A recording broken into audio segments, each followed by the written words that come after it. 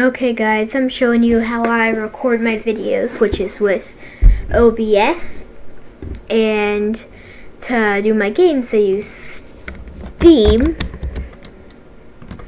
which is very good platform, and then to video edit I use Adobe Premiere Pro, which is very cool, but it's paid, which that's the sad part about it. And that's what all I use to do videos. I just use Steam. I use Origin sometimes to do The Sims, and Epic Games to do Fortnite. But see you guys next time. Bye.